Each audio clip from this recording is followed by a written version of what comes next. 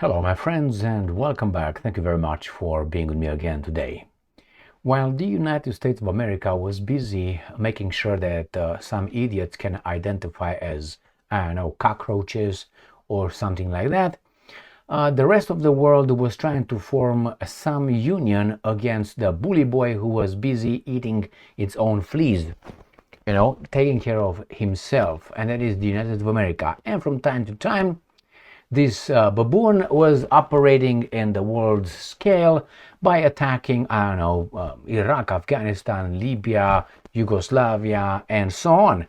And in the meantime, the Russians, the Chinese, the Indians, and others were diligently working in cooperation, not in destroying everybody so you can be D1.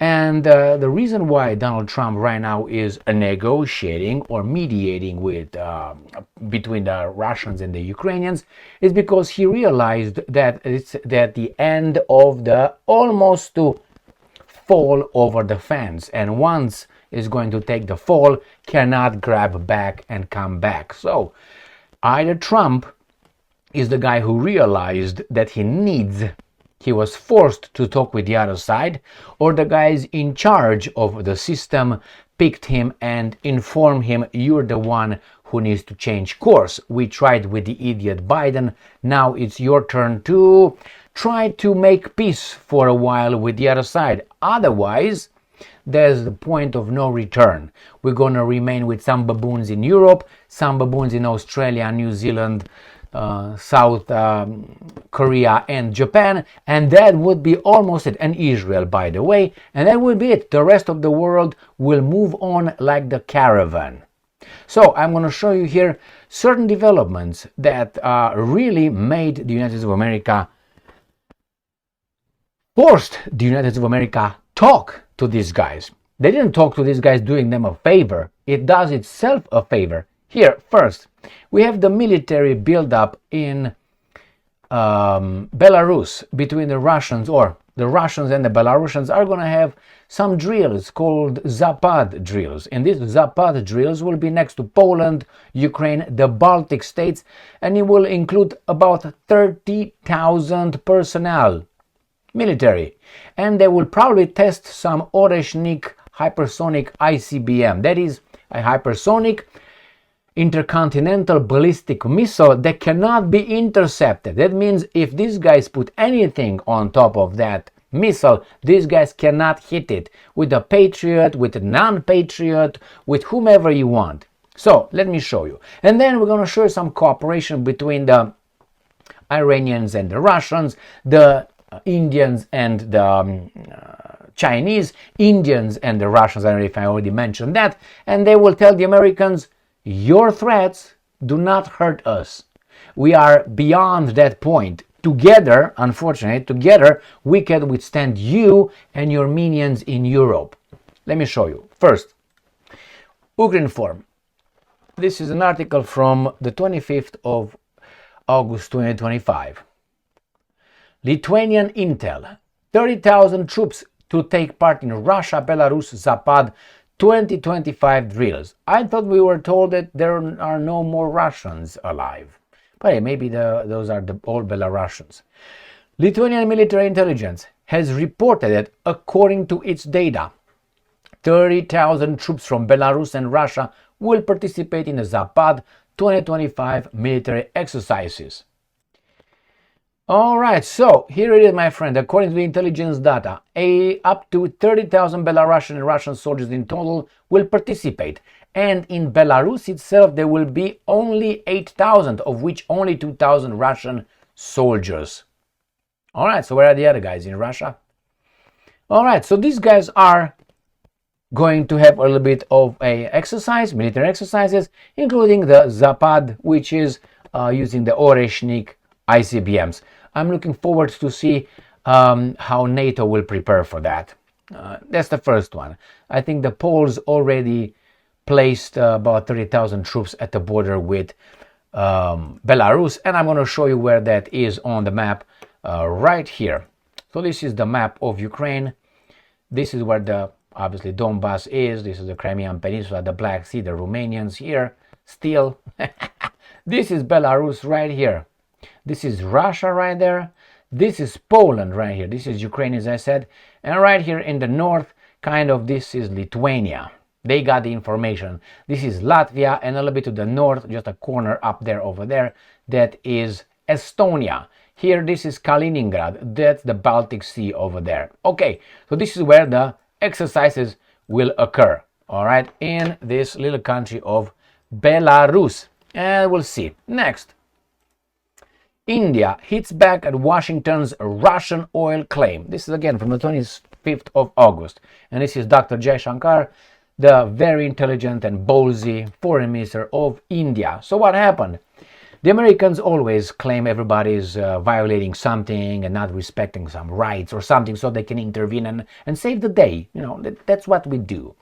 All right, so they attacked the Indians, telling them that India actually supports Russia's effort of conducting this criminal war against poor Ukrainians who have in charge of them non-Ukrainians. Nevertheless, the Bazaar people are in charge of the Ukrainians, but they seem to be okay. We are also under their little thumb. Just look at Trump's administration and you're going to find out. Now, they blame that the Indians are buying oil. They are sanctioning the Indians with tariffs, 50% tariffs on India. And India, this is what Dr. Jaishankar smacks the Americans intellectually. Here it is. Crude imports from Russia serve both national, that is Indian, and global interest and help stabilize prices, Indian Foreign Minister has said. Indian Foreign Minister S. Jaishankar has said nobody is forced to buy oil products from his country after repeated US allegations that New Delhi is profiteering from Russian crude. So, the United States of America accuses India of profiteering from the war. When the United States of America entered the European gas market with its premium price liquefied natural gas, 3 to 4 price more expensive than the Russian pipe gas, they are profiteering out of that. They made the imbeciles in Europe to sanction themselves so they can ban Russian imports of gas, cheap gas, to buy the American expensive one. Otherwise, the Americans could never compete in Europe with the Russian gas. So who profiteers there? Besides that, who sells weapons to Ukraine and Europeans? The Americans. Without that, they would not sell that many weapons. So the war in Ukraine makes who profit? And not only cheap, the natural resources, energy, is going to have an industry thrive. The American industry works with cheaper energy than the Europeans. So the European auto market for automotive will move to the United States of America, will produce weapons, will produce cars here in America cheaper than in Germany. That means buy industry in Germany. Remember, automotive industry in Germany is the biggest industry. These guys are making the profit. So the Americans took it. So who profits? Who profits? All right, he's not over. And besides, India said, we don't force anybody buy oil. Nothing. If they want to buy, that's fine. If they don't, they don't. But people want. So go and sanctions them first. They can't. Rather, speaking at an event organized by the Economic Times in New Delhi, Jaishankar also rejected allegations that India's purchases of Russian oil indirectly fueled the Ukraine conflict. And I'm quoting, if you have a problem buying oil or refined products from India, don't buy it. He said on Saturday, nobody forces you to buy it. Europe buys. America buys. So you don't like it? Don't buy it. So that's exactly what it is. You're buying it. Don't buy it if you are so virtuous. But they do. Why? Because they are profiteers. And they're jackals in the media who push these kind of allegations. Oh, you support the Russians. But who's buying it? The guys who attack you. Those are the guys who are buying it. And India has no problem saying that. Why? What are you going to do? Why not? Next one. UPI, India to buy oil from the best deal sources, including Russia. There you go. On August 26th, on the 25th, India will continue buying oil from, and I'm pointing, wherever they get the best deal. Delhi ambassador to Russia told Russian state-owned news that the Trump administration applies pressure on the South Asian nation to stop sourcing its energy from Moscow. You got it? And remember, here in America, they saying, these jackals, these media operatives, they claim that India stopped buying it. And you know who stepped in? China. But the Indians say, no, that's not true. So which one is it now? Oh my God. All right. So besides, they said, telling us that you're going to sanction us for the Russian oil is unfair, unreasonable, and unjustified. And here is what this guy did. US President Donald Trump has imposed a 50% tariff on Indian imports, of which 25% is a punitive tax applied over its continued purchase of Russian oil, which is to go into effect Thursday. Next. Independent. China says, once I can make this work, China says it stands with India against bully Trump's trade tariffs. So this is from Friday the 22nd of August. And here is what this guy said. China's envoy to India has said Beijing, quote-unquote, firmly stands with India and denounces the US as a bully for imposing a 50% tariffs on New Delhi. So whatever you want or whatever you like or you don't like, these guys will not bend the knee. Now that means they are independent sovereign countries. The Europeans are vassal states. Got that? All right. So far you got Russia, India, China. Remember, India and China have some territory disputes. Remember? No problem. It seems like they mend fences or tend fences nowadays. Why? Because of the bigger threat, the bully. The bully is right there. And let me show you, it goes even further than that. Sputnik. This is from 4 hours ago today on the 25th of August 2025. Russia-Iran gas cooperation, status and prospects. So Russia will give Iran gas. Right there. Russia will begin supplying Iran with gas later this year, according to Iran's ambassador to Moscow. This is a part of a larger strategy to make Iran into a regional hub for Russian gas. Let's break it down. So the Russians are going to, through, and this is the key word, Azerbaijan. The Americans just want to take over. Azerbaijan, a pipeline is going to go into India, and from India is going to be distribution of natural gas to the rest of Asia and wherever these guys want to send it. So what are the Americans going to do? Blow up the Russian pipe again? I'm sorry, no, it wasn't the 6+1 crew, you remember? That's who blew the Nord Stream pipelines. So, humble beginnings. Until recently, Russia exported relatively small amounts of natural gas to Iran. That changed in 2024. Moscow and Tehran signed an agreement for Russia to supply up to 300 million cubic meters of gas to Iran daily. Why import? It is often cheaper for Iran to import gas to supply its densely populated northern provinces rather than to deliver it there from the gas-rich Iran's southern, explains Papa. So it's cheaper to get it from the north, from the Russians, than to get it from their own country from the south. Tehran is located in the north of Iran. So the big capital and big cities are in that area. So, makes sense.